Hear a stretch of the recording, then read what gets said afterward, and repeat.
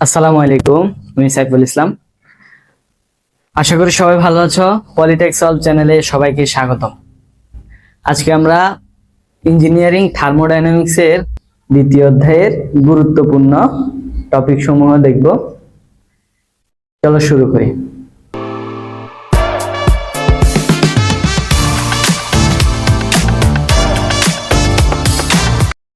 তাপ কি? তাপ হলো এক প্রকার শক্তি যা ঠান্ডা কিংবা গরমের অনুভূতি জন্মায়। তাপের প্রকারভেদ। তাপ হচ্ছে প্রধানত তিন প্রকার। এক নাম্বার হচ্ছে অনুভূত তাপ,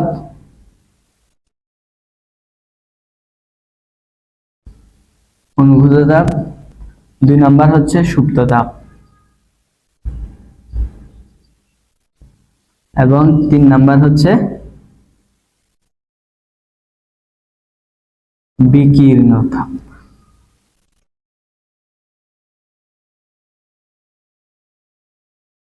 দেখো এখন অনুভূত তাপ কি? যে তাপ আমরা সরাসরি অনুভব করতে পারি সেটাই হচ্ছে অনুভূত তাপ। অর্থাৎ যে তাপ প্রদানের মাধ্যমে কোনো বস্তুর তাপমাত্রা বৃদ্ধি পায় সেটাই হচ্ছে অনুভূত তাপ। অনুভূত তাপকে এইচ দ্বারা প্রকাশ করা হয়। এটি গাণিতিকভাবে হচ্ছে ms del T।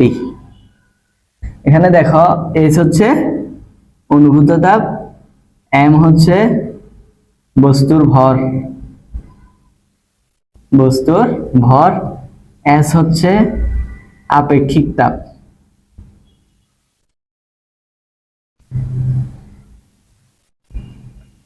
এবং del T হচ্ছে তাপমাত্রার পার্থক্য।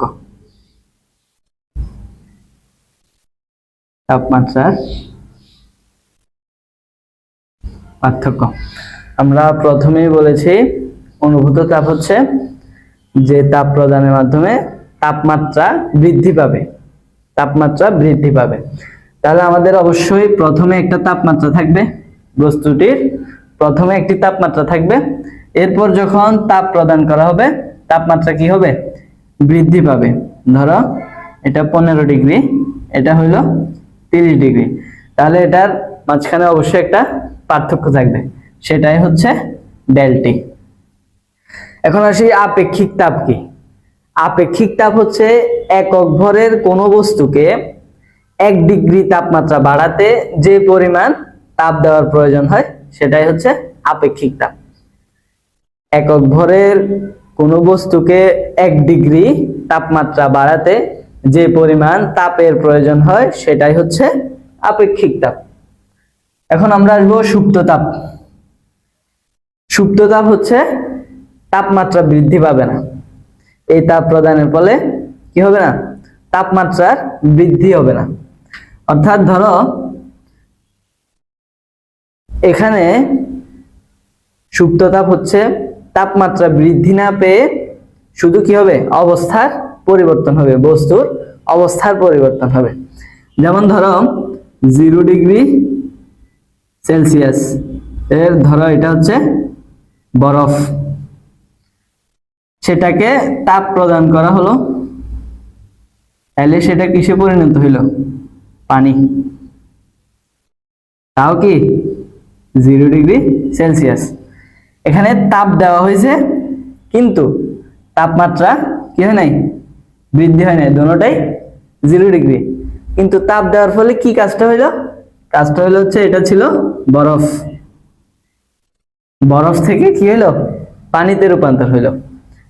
তাহলে একক ভরের কোনো বস্তুকে যে তাপ প্রদান করলে তাপমাত্রা বৃদ্ধি না পেয়ে অবস্থার পরিবর্তন হয় সেটাই হচ্ছে ওই পদার্থের ওই অবস্থা পরিবর্তনের সুপ্ত তাপ।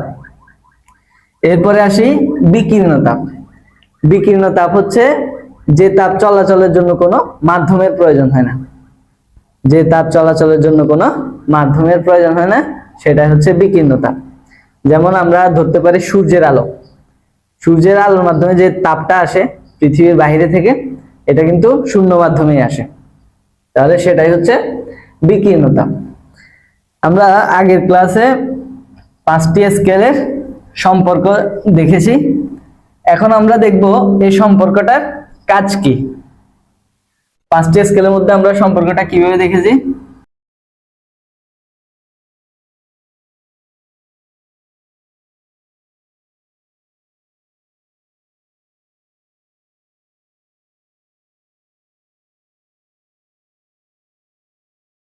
এই সম্পর্কটা দেখেছি। এখন একটি ম্যাথ বলবো, যেটা হচ্ছে 2024 সালে ফাইনাল পরীক্ষা এসেছে। সেটা হচ্ছে একজন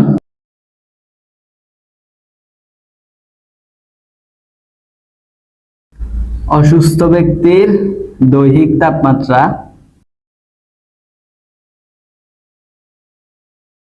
104 ডিগ্রি ফারেনহাইট।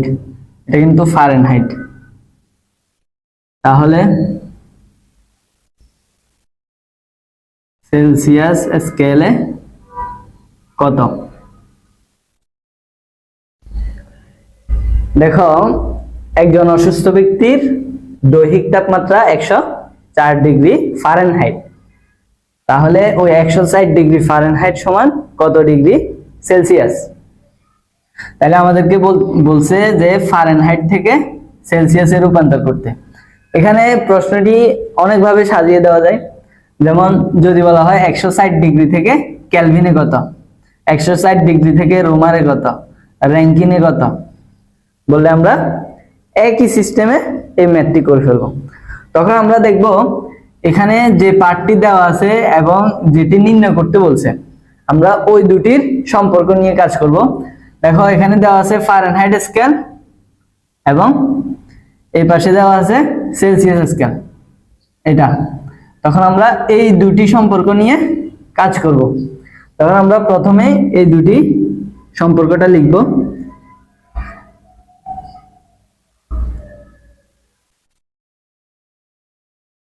তো এখানে দেওয়াই আছে ফারেনহাইট কত, তাহলে আমাদের বের করতে হবে সেলসিয়াস। ফারেনহাইট কত আছে? 104 ডিগ্রি মাইনাস 32/9। তো দেখো, আমরা 5টাকে যদি এই পাশে পাঠিয়ে দিই তাহলে কি হয়?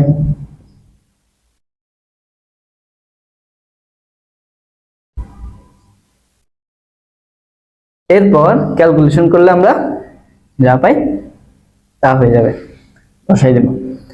তো এই সিস্টেমে আমরা যে কোনো স্কেলে রূপান্তর করলে, যদি বলে যে ধরো 100 ডিগ্রি ফারেনহাইট সমান কত কেলভিন, তখন আমরা কি করব?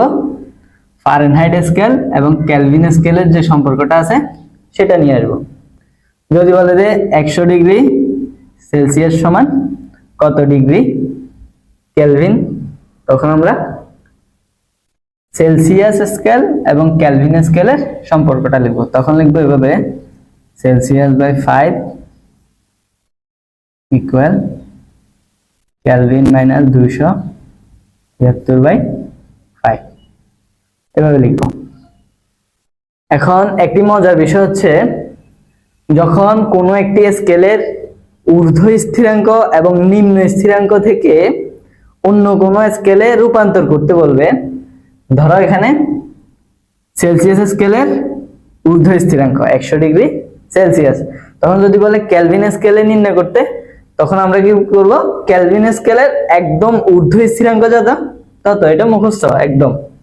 কেলভিন স্কেলে ঊর্ধ্ব স্থিরাঙ্ক কত? 373, এটা মুখস্থ করে বলে দিতে পারবো।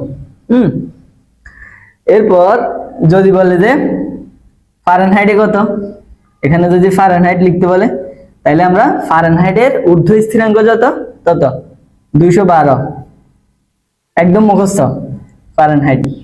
এবার দেখো, যদি নিম্ন স্থিরাঙ্ক বলে, এভাবে কিন্তু সবগুলো স্কেলের ক্ষেত্রে, রোমার 80, র্যাঙ্কিনে 692, যদি একদম ঊর্ধ্ব স্থিরাঙ্ক বলে।